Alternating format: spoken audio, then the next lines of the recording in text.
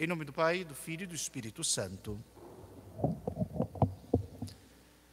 Caríssimos fiéis, neste 20º domingo depois de Pentecostes, o tema da fé toma a liturgia.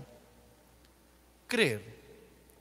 Bem o sabemos pela Santa Teologia que a fé é uma virtude teologal, uma virtude que Deus nos dá, e o recebemos de modo sacramental no batismo. O Senhor nos concedeu de si a fé, a esperança e a caridade.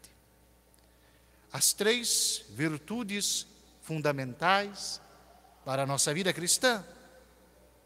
Sabemos também, queridos fiéis, que a fé é aquele patrimônio, aquele tesouro da revelação divina que os apóstolos nos transmitiram, que a Igreja nos dá a conhecer, no qual colocamos toda a nossa esperança.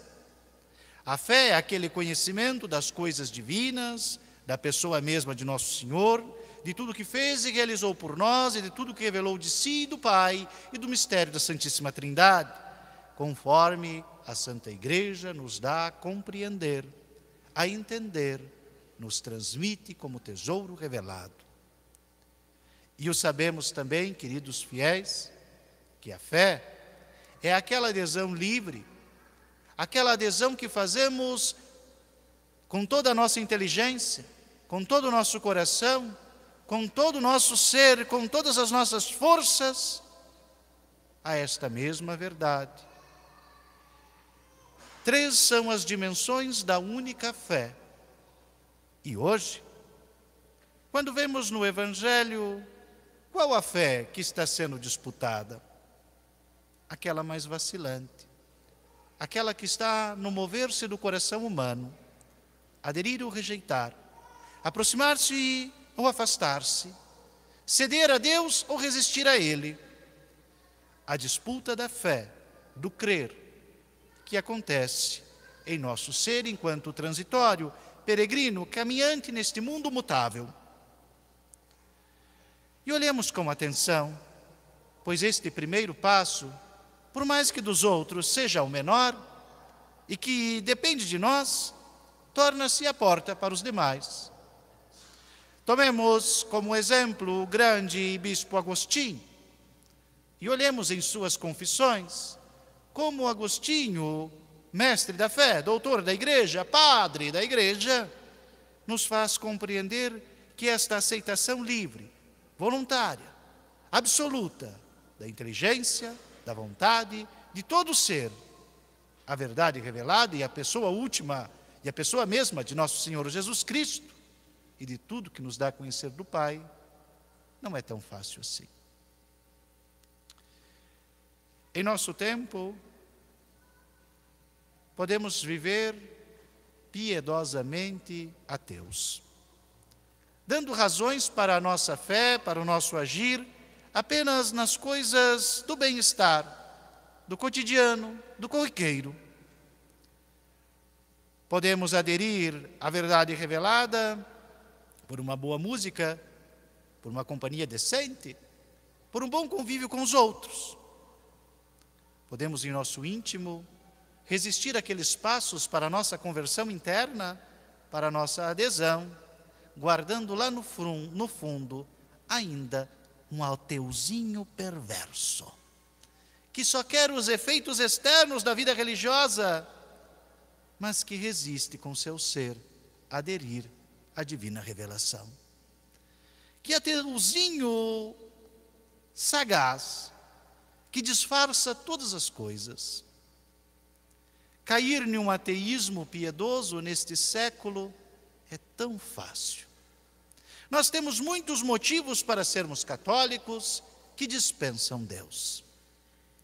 E dizendo isso, queridos fiéis, peço-os que vejam mais amplo no nosso convívio cotidiano, entre nossos familiares e amigos, entre nossos companheiros de trabalho e de atividades, entre aqueles que na nossa vida encontramos.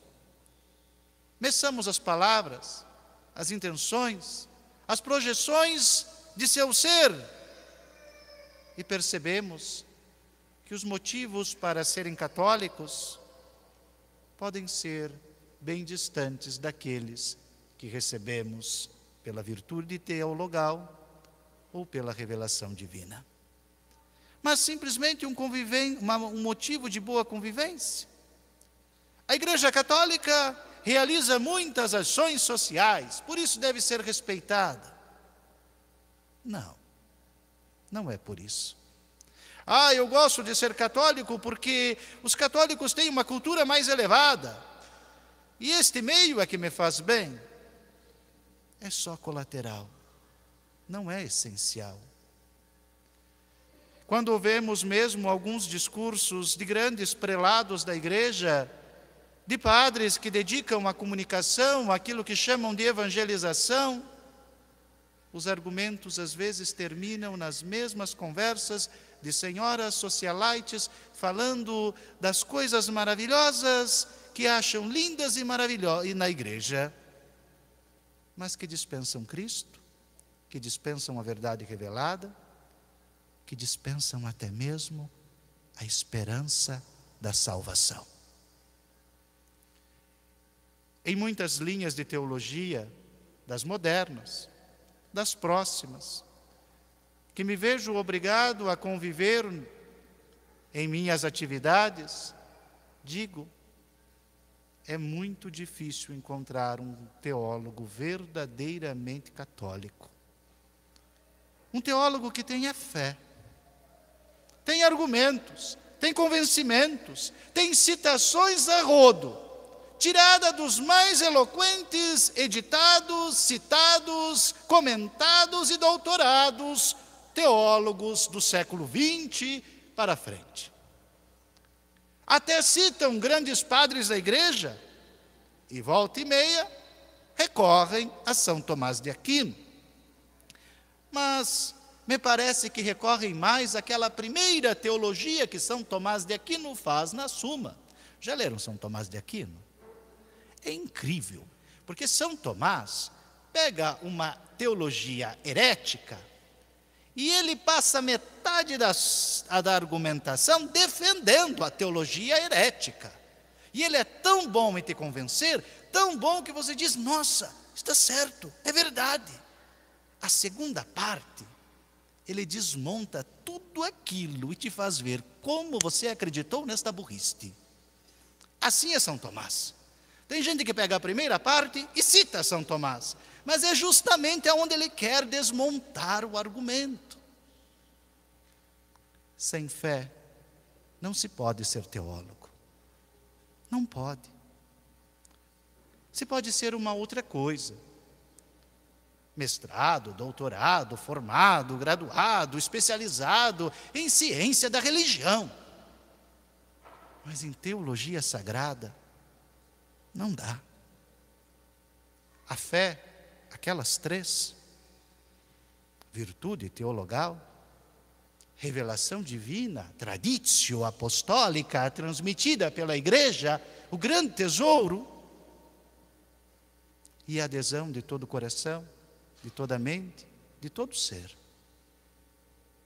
É essencial para se fazer teologia. Sem ela, não se faz. Quando no Evangelho de hoje vemos um homem que corre atrás de Jesus por algo tão simples, mas tão radical, a um pai. Corre para salvar a vida de um filho. Toda a paternidade no zelo está fazendo aquilo que um pai tem que fazer mesmo, zelar do filho, cuidar do filho, buscar todos os meios para o bem do filho. Corre atrás de Jesus para que o cure, para que lhe preserve a vida. O Senhor fala de outra coisa. Se não vides sinais, não crereis. Esta nossa vontade é tão vacilante que precisamos ver uma teofania pela manhã, outra ao meio-dia, e quem sabe antes de dormir o Senhor faça mais umazinha daquelas, para nós não corrermos o risco de esquecermos e perdermos a fé. Não podemos colocar a nossa fé na dependência de teofanias, de manifestações miraculosas do Senhor, porque se assim o fosse, já não seria mais fé.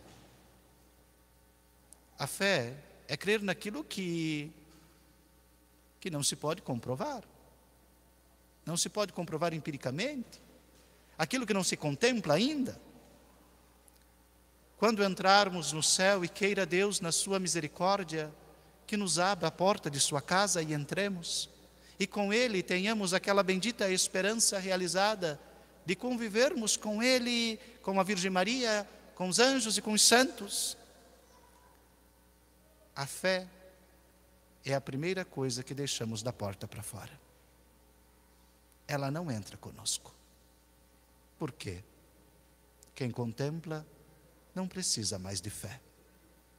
Quem vê a verdade e a retém em si, e é iluminado pela verdade como a verdade é, não precisa mais da fé, de nenhuma delas.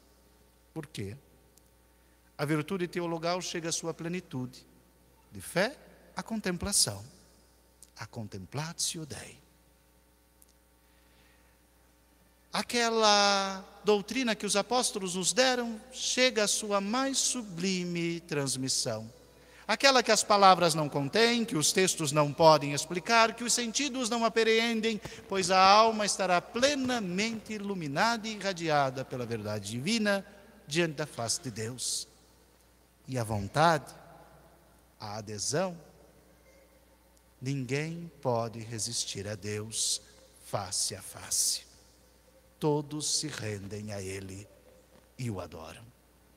A fé fica do lado de fora da porta, porque o seu tempo terminou e inicia o tempo de contemplarmos o Senhor eternamente e o adorarmos. Ele pede uma cura. Jesus lhe fala de fé.